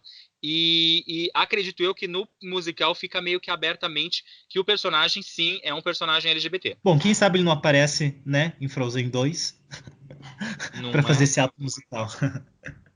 E para quem acha que a gente só tá falando sobre filmes americanos, a gente vai citar também uma animação brasileira lançada em 94, chamada Rock e Hudson, que é um filme de animação onde temos 2 cowboys gays que ironizam um pouquinho do machismo gaúcho. Vale lembrar que essa animação é baseada numa série de quadrinhos. Eu não conheço muito essa série, mas eu achei bem legal a ideia de brincar com essa parte de cowboys. Eles não colocaram os gaúchos para não ter nenhuma dor de cabeça na época que estavam produzindo a animação e acabaram transformando os 2 personagens em cowboys para que não ficasse tão na cara essa ironização. Ou seja, Brokeback Mountain foi um plágio de uma animação brasileira. Inédito isso, hein, Brasil? Vamos agora fazer uma brincadeira, Alan, com o pessoal que está escutando a gente? A Não. gente... a pessoa chata, sem graça, que não quer brincar. Vamos sim. A gente, na nossa pesquisa, a gente descobriu vários outros personagens que em nenhum momento foram tirados do armário, ou não tem nenhum, foram assumidos pelos seus criadores, mas que o pessoal da comunidade LGBT garante que eles são sim representantes. E então a gente vai falar alguns aqui, eu quero saber sua opinião, Alan, se eles são ou se eles não são LGBTs. Posso começar? Pode começar. O Smurf vaidoso da série Os Smurfs, você acha que ele é? Vamos falar de novo. Tempo na tela, Logan. Então, Valendo, fantasia! olha, esse eu não vou opinar porque eu nem lembro dele direito. Vale lembrar que o personagem está sempre presente em listas de personagens gays da televisão. Os criadores nunca assumiram, ele é simplesmente um... Para quem lembra da história, o vilarejo dos Smurfs traz apenas Smurfs homens, com a diferença da Smurfette, que foi criada pelo Gargamel, e nenhum deles é assumidamente gay. Mas o Smurf é aquele personagem que tem uma florzinha no cabelo, é aquele estereótipo que eu não sei se é certo ou errado. Mas para a época que o desenho animado foi lançado, o pessoal da comunidade LGBT garantia que o personagem fazia sim parte. Outra personagem que o pessoal sempre coloca nas listinhas LGBTs é a Velma do Scooby-Doo. É mulher sapatão, sim. Mas você não lembra que ela virou par amoroso até do Scooby? É esse tipo de chip que acabou não dando certo na série animada? O Scooby, você tá louco? Do cachorro? Ela é Não, Scooby zoofilia? não, do Salsicha, louco. Ai, que susto! Eu falei, gente, zoofilia, pelo amor de Deus. Exatamente, não deu certo por quê? Porque ela é sapatão, por isso que não deu certo. o Salsicha também, pelo nome, a gente já imagina que também seja do Vale, hein? Outro personagem que o pessoal sempre também brinca e tá sempre fazendo parte da listinha é o He-Man. Quer dizer, o He-Man não, o Príncipe Adam, da série He-Man e os Mestres do Universo. Será que aquela camisetinha rosa dele tá entregando ele? Então, o Príncipe Adam é a gay na balada e o He-Man é a gay no aplicativo, entendeu? Que é masculinizadinho, todo padrãozinho, entendeu? Discreto fora do meio, entendeu? Eu acho que He-Man representa o Grindr, muito antes do Grindr ser inventado, entendeu? Que a gente tem a bicha na vida real e a gente tem a bicha do aplicativo que se faz toda sigilosa e mais macho do que realmente é. Nossa, agora aí criei teorias, hein? Criei teorias. Outro personagem que vale a pena a gente também destacar, que tá sempre nesses comentários, é o nosso querido amigo Bob Esponja. Mas o criador dele afirmou que ele não é gay, que ele é simplesmente assexuado. Ai, agora é a parte que eu milito. Para quem não sabe, pessoas assexuais são pessoas que sentem zero ou pouca atração sexual. Mas o fato de você ser assexual não quer dizer que você seja aromântico, ou seja, isso não exclui o fato de você poder se relacionar amorosamente com alguém, ter um namorado, se casar, até porque tem muito casamento que não tem sexo também, né? Vamos lembrar. Até dos Então, héteros, né? inclusive dos héteros. Então, assim, o fato dele ser assexual não quer dizer nada sobre a sexualidade dele, só quer dizer que ele não transa. Mas até aí nenhum desenho animado, né? Até onde a gente sabe. Então, assim, eu acho que o Bob Esponja e o Patrick têm sim um caso amoroso. E eu acho, inclusive, que o Lula Molusco, por isso que ele não gosta tanto do Bob Esponja, porque ele é uma bicha velha, entendeu? Que não consegue boy. E o Bob Esponja tá pra lá e pra cá com um boyzinho, entendeu? Eu acho que é isso. Vamos sair dos desenhos atuais e vamos agora para a década de 50, onde o personagem Pernalonga foi eleito pela cultura gay, ícone cultural gay e retrato de uma diva. Isso sim era o Pernalonga. Vale lembrar umas curiosidades legais sobre o personagem, é que o Pernalonga é o coelho lá que todo mundo conhece, e ele gostava de em muitos episódios se vestir de mulher, beijar homens na boca, e muita gente brinca ou fala que o Pernalonga e o Hortelino meio que têm um caso amoroso, e durante os episódios da série, eles meio que demonstravam ou usavam códigos para demonstrar seu amor um pelo outro. O que você acha disso, Alan? O pessoal tá usando drogas ou é mesmo um chip aqui de Pernalonga e Hortelino? Pernalonga é pansexual, se relaciona até com vento, se deixar. Não, brincadeira. Não é assim que eu vejo pessoas pansexuais, gente. Desculpa, não é assim que funciona. Alan Tá? militou bonitinho até agora e fudeu Tava- tudo no Resolvi comentário. cagar agora, né? Na militância. Mas, não, eu acho que o Pernalonga, ele é sexo fluido, entendeu? Ele deixa rolar, sabe? Esse beija uns boy, beija umas mina e é isso aí, entendeu? Ele é livre. Adoro o Pernalonga, inclusive. Vale lembrar que a fama como um personagem gay do Pernalonga ficou tão evidente antigamente que a Warner teve que criar um par romântico para ele que deu super errado, que é a personagem Lola Bunny, que é aquela coelha toda sexy que fica dando em cima dele. Eu praticamente não lembro de muitos episódios do Pernalonga com a presença dela, mas tem uma brincadeira, meio que uma piada que o Pernalonga faz naquele filme horroroso que é o Looney Tunes de Volta à Ação, onde o Pernalonga brinca muito com isso, do fato dele se vestir de mulher. Você lembra dessa cena, Alan? Cara, eu não lembro muito dessa cena. Como é que ela é? O Pernalonga tá meio que conversando com essas relações públicas e ela pergunta para ele de como posso fazer para reposicionar a sua marca no mercado. Minha proposta para você começa de você fazer uma parceria com uma mulher sexy, uma coestrela. Aí, em resposta a isso, o Pernalonga joga na lata na cara dela. Mas, normalmente, eu é que sou a garota que faz o interesse amoroso dos personagens. Aí, essa RP manda ele parar de se travestir. E, em resposta, o Pernalonga diz: Dona, se você não quer ver um coelho usar batom, não temos nada para o que conversar. Militou, Pernalonga! Mas viu? vale lembrar que isso não foi na animação, foi no live action ruim do Pernalonga, mas militou muito legal. Nossa, gente, militou muito. Eu já acho esse um ícone de filme, tá? Eu vou destacar essa cena e jogar lá no Instagram do Papo Animado, porque eu acho que merece um destaque, tá bom? Se você quiser ver, então vai lá. E eu adorei, porque assim, é claramente a galera, entendeu? Que é ator e que é famoso, que arruma namorada só pra parar de ser taxado Achado de como gay. gay. Então, assim, né, tamo de olho, viu? Conheço alguns, inclusive. Próximo personagem. Vamos falar um pouquinho, vamos agora para a década de 60, que a gente tem o personagem Leão da Montanha, que é um clássico personagem da Hanna-Barbera. Alan, você pode falar um pouquinho sobre ele, que ele nunca saiu do armário. O Leão da Montanha, aquele leãozinho, sabe? Eu lembro de assistir pouco esse desenho, devia ter assistido mais, tá vendo? Ó, como não influencia nada. E realmente, ele nunca saiu do armário, mas todo mundo já imaginava que ele fosse gay. Mas a DC Comics vai lançar uma versão em quadrinhos onde será um dramaturgo abertamente gay. Então esse ó, o Leão da Montanha demorou, mas saiu do armário. Mas quem não demorou e saiu do armário também? Leão Lobo, né? Que entrou na TV. O Leão Lobo foi mais rápido que o Leão da Montanha, poxa. E agora a gente vai falar um pouco sobre os personagens da Disney. Muitos aqui na lista que a gente acabou pegando, eu e o Alan, a gente estava conversando um pouquinho antes de começar a gravação aqui do podcast, e a gente achou meio forçação de barra. Então a gente quer saber também a opinião de vocês, o que vocês acham. Alan, o que você acha do Flor do Bambi? Você acha que ele é ou não é? Cara, o que eu acho mais legal do Flor do Bambi é que, assim, durante muito tempo na minha infância, eu não sabia se era fêmea ou macho. Eu ficava realmente assim, eu sempre achei que era fêmea, aí depois eu descobri que era macho, aí eu falei, não, mas tem certeza que não é fêmea? Pra mim, Flor é o primeiro personagem não binário. Inclusive, os não binários deviam muito colocar o Flor como um mascotezinho, porque você também tinha essa mesma impressão que eu, de não saber se era um personagem fêmea ou um personagem macho? Eu não sei, quando eu era criança, eu não ficava pensando nisso com os animais. Tipo, eu acho que eu era muito, vamos dizer, retardado ou inocente. De tipo, tem o bichinho homem e o bichinho mulher. Pra mim, tipo, os dois estavam só se namorando. Então a gente era um pouco inocente quando criança. Eu não tinha muito essa coisa de tipo, ele era o menino da relação ou ele era a menina da relação. Eu não sei. Eu acho que eu achava que ele era menina no começo, quando eu era pequeno, pensando friamente. Bom, Vamos pro mas próximo?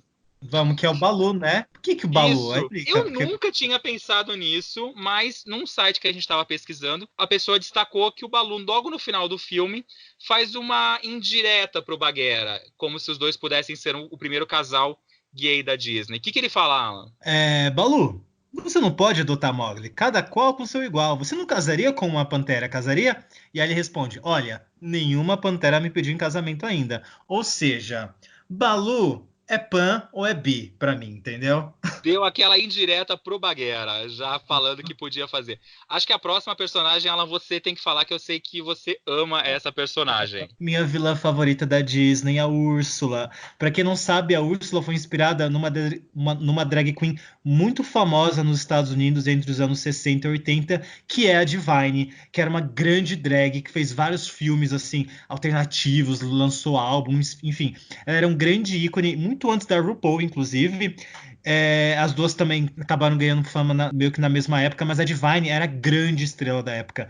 E o interessante é que o filme foi lançado um ano após a morte da Divine.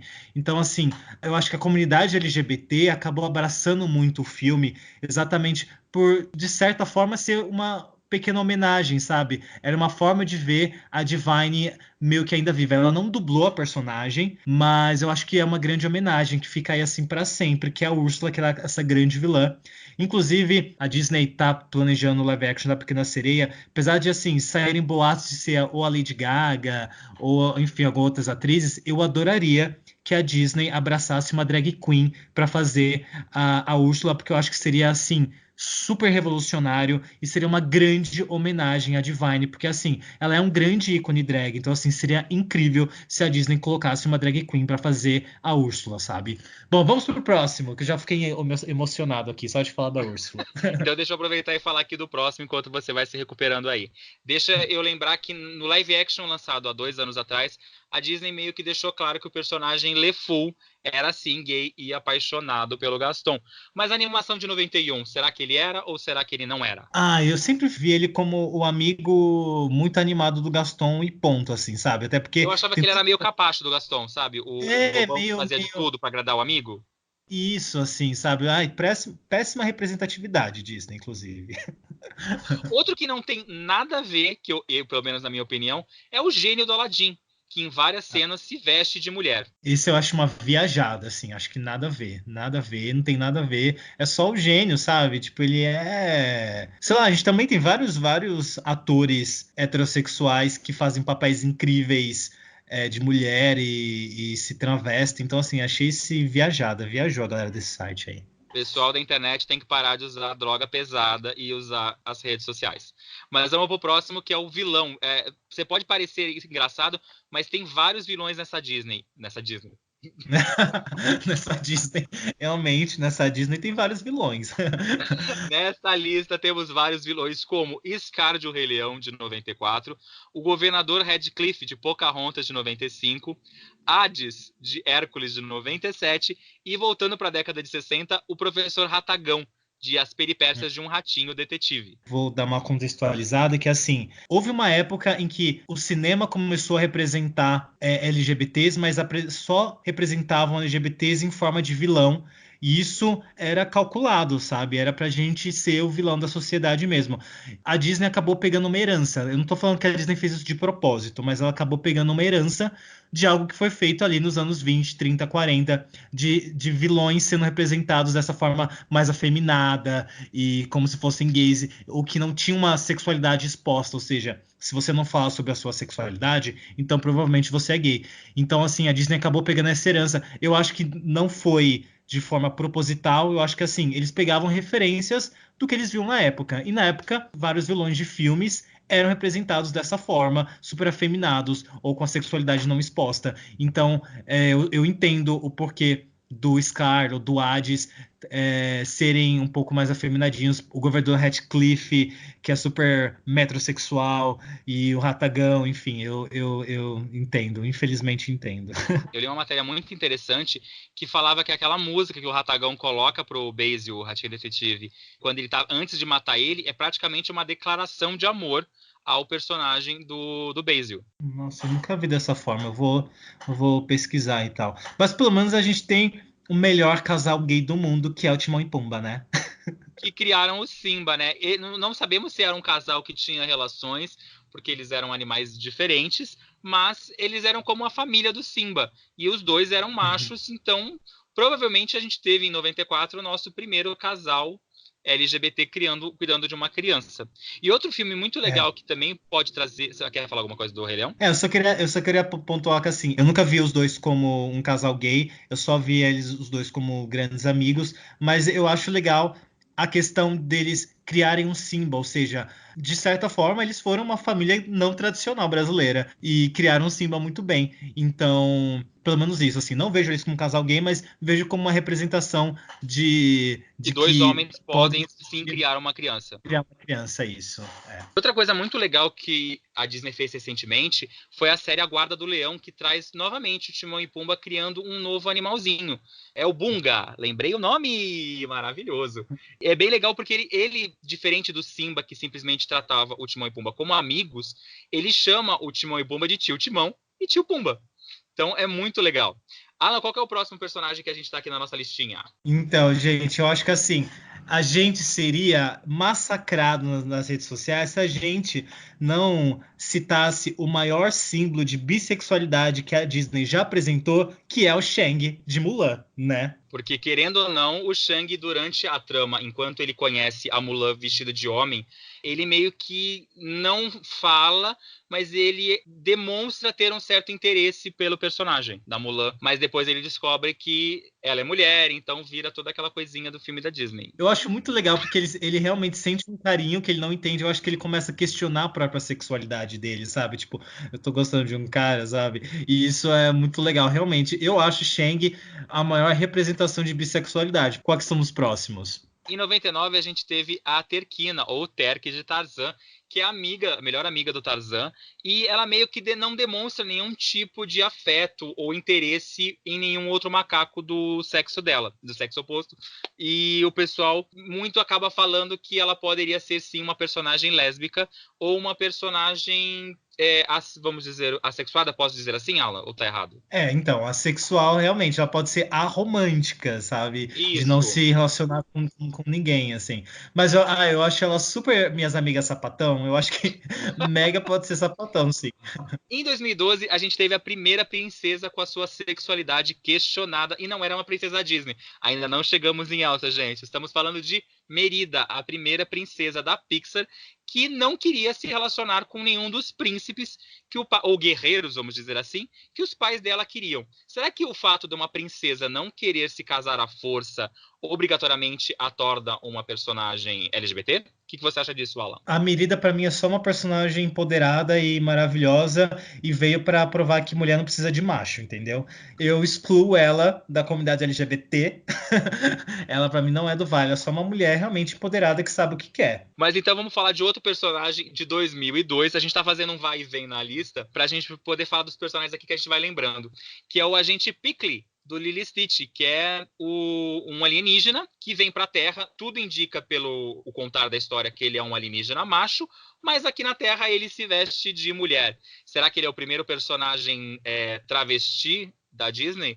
Eu não acho nem que ele seja um personagem, vamos dizer assim, gay, porque em nenhum momento ele se interessa por nenhum personagem do sexo masculino.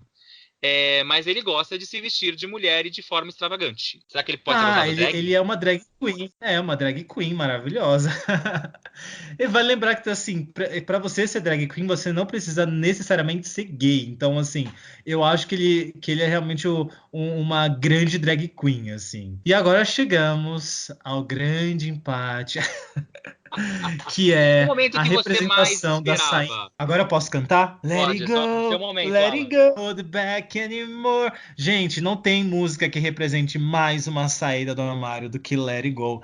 Eu acho realmente que a história da Elsa pode se relacionar com a história de saída do armário. Né? Porque eu mesmo ouvi na minha adolescência que tudo bem eu ser gay, mas desde que eu não demonstre, desde que eu não precise falar pra ninguém, eu vi isso da minha família, inclusive, e a gente tem essas falas no filme.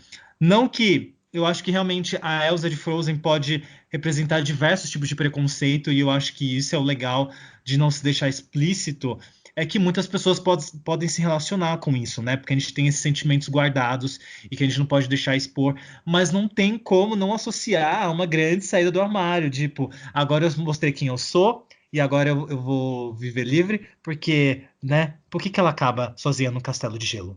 Porque ela é lésbica. Então, assim. Prazer, Damares. Damares, você teve a melhor fala do mundo, assim, porque eu tô usando pra tudo isso. E eu acho que seria incrível se ela fosse a representação de uma mulher lésbica, porque dá pra muito se relacionar e é muito legal. E seria incrível se a primeira princesa rainha da Disney for a Elsa, que é a personagem mais querida dos últimos anos, né? Vale lembrar que quando foi questionada em suas redes sociais, uma das diretoras e criadoras da animação Frozen, a Jennifer Lee, comentou: "Eu amo tudo isso que as pessoas cogitam e pensam sobre o filme. Vamos ver se isso acontece. Estou pessoalmente empolgada de ver esse assunto sendo debatido. Não posso prometer que vá acontecer de fato ainda, mas posso dizer que existe sim conversas a respeito." Será que isso será sim um sinal positivo que teremos a primeira rainha / princesa LGBT da Disney? Eu espero que sim. Como a gente já tinha falado em outro episódio, se acontecer, vai ser de uma forma super sutil, sabe? Tipo, de ter uma personagem lá e as duas acabam de mãos dadas, sabe? Vai ser. Eu não espero que vai ter um grande beijo ou uma coisa que vai ser super abordada, mas eu acho que seria incrível se tivesse só uma cena dela dando as mãos ou vendo uma personagem assim de longe e aí acaba o filme. Acho que seria lindo, assim, sabe? Eu me contento com isso, sabe? Não precisa ter um beijão. Eu me contento só com. Porque isso já prova que, gente, é isso. E tá tudo bem, tá tudo certo, sabe? Saindo das princesas e indo para os super-heróis, a gente vai falar um pouquinho agora sobre alguns heróis que podem ser considerados LGBTs também, que é o caso do Batman, aquele famoso playboy milionário que se veste de morcego para proteger Gotham City há mais de anos. Vale lembrar que um dos roteiristas dos desenhos dos quadrinhos do Homem-Morcego revelou que ele acha que sim, o Batman é gay e declarou: "É óbvio que enquanto o personagem fictício ele é heterossexual, mas a base do conceito é absolutamente gay e acho que por isso que as pessoas gostam tanto dele. Todas as mulheres o querem, mas ele não está nem aí para elas. Ele está mais interessado em sair com seu parceiro, o Robin." Achei super fanfic, eu odiei essa declaração, achei idiota. Achei bem J.K. Rowling, novamente, sabe? Não é, mas se quiser é, entendeu? Ah, vai dar dinheiro? Então a gente vai dizer que é, assim. Não, gente, aquele filme Batman e Robin, assim, eu acho que eu me Gente, descobri ele é ali, muito sabe? maravilhoso, aquele filme. Nossa, gente, olha, aquilo é um pecado pra mim, entendeu? Acho que até hoje eu assisto e ainda sinto coisas por aquele filme. Mas, Mas vale lembrar que temos duas mas personagens da franquia do Batman, da série animada de 92, que foi exibida de 92 a 95, que também podem ser consideradas personagens LGBTs. Quais são elas, Alan? Então, a gente tem um grande casal que é a Arlequina e a Era Venenosa, né? Que inclusive nos quadrinhos elas têm uma relação e tal, enquanto a Era Venenosa está ajudando a Arlequina a se livrar do Coringa, né? Porque eles têm um relacionamento super abusivo. E a gente também tem a nossa grande anti-heroína bissexual, que é a Mulher Gato, que sempre deixou explícito aí que se relacionou com homens e com mulheres. Mas a gente também tem outra mulher, tá vendo? Acho que assim, as mulheres estão assim detonando em representatividade, né? Pelo menos na DC Comics. Mulher Maravilha vivia numa ilha habitada apenas por guerreiras amazonas, ou seja, só mulheres. A mesma coisa que os Smurfs. Smurf vivia numa vila que só tinha homem. Óbvio que eles se pegavam, aqueles bonequinhos azul safado. Então, Mulher Maravilha, com certeza já estava lá dando uns beijos numas meninas, e eu acho que realmente ela seja um grande ícone bissexual também. Vale lembrar que a gente também pode falar de um outro personagem de uma série de animação, que é o Cavaleiros dos Zodíacos, o personagem Shun, ou Shaun. É Shaun? Shun, Shun. Shun. Vale lembrar que também podemos falar de uma série de animação, o Cavaleiros dos Zodíacos. O personagem Shun, o Cavaleiro de Andrômeda, também foi tirado do armário por um dos seus criadores, o produtor do filme, que falou que sim, que o personagem é gay, sim. Todo mundo que era criança e assistia Cavaleiros do Zodíaco na época que gostava do Shun, todo mundo falava que era viadinho. Eu mesmo era um viadinho que gostava do Shun, porque ele tinha uma armadura rosa, ele era mais delicado, ele era mais de boa. Tem toda aquela cena lá que ele aquece o outro boyzinho bonitão de cabelão, que todo mundo tinha um crush. Então, assim, eu acho que ele realmente foi um grande ícone gay. E apesar, assim, de refazerem a série e colocarem ele como uma mulher, né? Pra mim ele virou só uma mulher trans. Mas vale, Maravilhosa. vale lembrar Minha que cabeça. o produtor da série disse em entrevista que eles não fizeram o personagem como homossexual, mas com a sexualidade dele indefinida, porque eles queriam que a nova geração de crianças e adultos que assistam a série o aceitassem diferente como ele é. Será que isso é um jeito legal de você mostrar o personagem, ou você acha que é só um novo jeito de abafar um personagem LGBT para não dar dor de cabeça? Segunda opção apertada com sucesso. É o jeitinho camarada de você dizer que, tipo, olha, gente, pode ser que sim, pode ser que não. Se você quiser que ele seja, ele pode ser. Se você não quiser, não tem problema. E temos aqui agora o maior podcast dessa temporada. Gente, 1 hora e meia falando. Que loucura, né? Caramba, e teve assunto. E eu achei que a gente podia até que falar rápido dessa vez. Uhum. Alan, tem mais Bom, alguma mas coisa que você quer acrescentar para falar alguma coisa, pra gente passar dessa marca? Ou você acha que já falamos de tudo? eu. Ai, gente. Eu ia citar rapidamente que é um dos meus animes favoritos da infância que a gente acabou nem citando aqui, que é Sakura Card Captor, que a gente tem dois personagens, na verdade, três personagens, né? A gente tem a Tomoyo, que durante toda a série animada ela é apaixonada pela Sakura, inclusive tem vários diálogos em que a Tomoyo fala que gosta de alguém, e tem um diálogo muito lindo que ela fala: eu não me importo se a pessoa que eu gosto não gosta de mim, porque pra mim o mais incrível é ver a pessoa que eu gosto feliz, e a Sakura meio que entende que é ela, e ela fala: olha, eu tenho certeza que a pessoa que você gosta é muito feliz. E gente, essa cena é incrível. Mas tem uma cena na terceira temporada de Sailor Moon, ó, de Sakura Card Captor, em que assim, a Sakura tem um irmão, que é o Toya, e esse Toya vive com um amigo chamado Yukito, que a Sakura é apaixonada. E aí, na terceira temporada, tem um diálogo, gente, que assim, eu chorei tanto. Todo mundo já imaginava que o Toya e o Kito tinham alguma coisa, os dois estavam sempre juntos, ele dormia na casa da Sakura, no quarto do Yukito. E aí tem um diálogo em que o Yukito fala pra Sakura: eu fiquei muito alegre que quando soube que você gostava de mim como um membro da família. Ela fala: você soube disso porque descobriu a pessoa mais importante da sua vida, Yukito? Ele disse: sim. Ela diz: é meu irmão? E ela: é ele sim. Ou seja, deixou muito claro que os dois têm um relacionamento. E toda a forma como o amor é construído em Sakura Card Captor é muito bonito. Acho que igual a Rafa falou em como essa questão de relação é construída em Steven Universe, para mim foi com Sakura, em que tem toda essa questão do amor sendo construído. A gente tem um amor que não é correspondido, que é o caso da Tomoyo, né? Que sapatão, que gay não se apaixonou por um hétero, não é mesmo? E tem essa questão do Yukito e do Toya, que tem um relacionamento que sempre ficou subtendido, mas que nessa temporada deu pra ver que claramente eles tinham um relacionamento. Ai, que legal. Deixa eu falar, como o programa ficou longo demais, eu acho que a gente já deu dica até demais de programas, seriados, filmes para vocês assistirem. Você tem alguma dica especial que você queira dar rapidinho pra gente não prolongar muito aqui o nosso episódio de hoje? Se você quer saber um pouco mais sobre a comunidade LGBT, sobre Stonewall, sobre o porquê é importante a gente comemorar o mês do orgulho LGBT, canal das Bi, é um canal que me instruiu muito e que foi muito importante para minha desconstrução.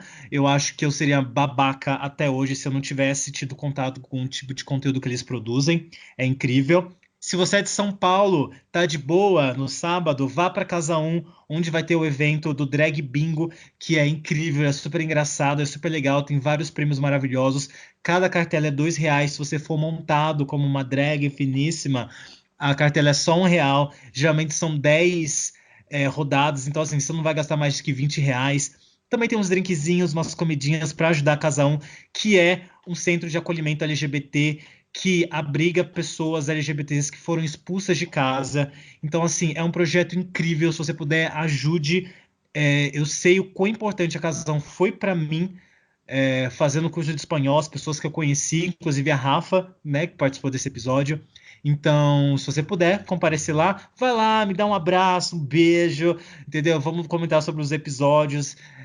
Então apareçam, essa só é a minha dica. Para quem não é de São Paulo e que quer assistir um filme, que não quer ver uma animação, porque já deve ter conhecido essas, eu vou dar uma dica de filme muito legal da década de 90, que é Priscila, a Rainha do Deserto. Provavelmente quem gosta de cinema conhece. Se você gosta de cinema, é LGBT e não conhece Priscila, a Rainha do Deserto, você está reprovado nesse podcast. Então você tem um final de semana para assistir.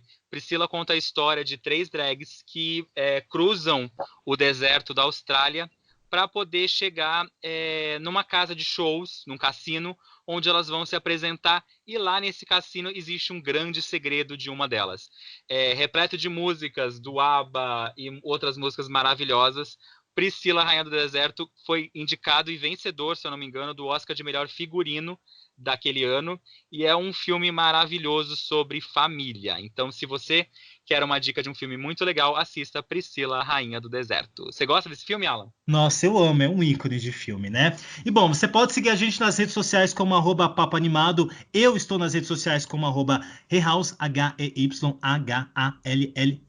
Bem soletrando, igual Taylor Swift. E você, Léo? Eu tô como Cadê o Léo Francisco? Você me acha no Instagram e nas outras redes sociais sempre Cadê o Léo? A gente se vê numa próxima, minha gente. Espero que vocês tenham gostado.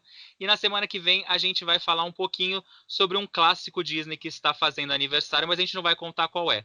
Então, a gente espera que vocês tenham gostado desse episódio que ficou gigante, mas tem várias curiosidades super legais para você. E se vocês quiserem, nós podemos sim fazer uma parte 2 que tem muito mais assunto legal pra gente falar. Então é isso, gente. Um beijo, um abraço, um aperto de mão. Até o próximo programa. Tchau! Isso é tudo, pessoal.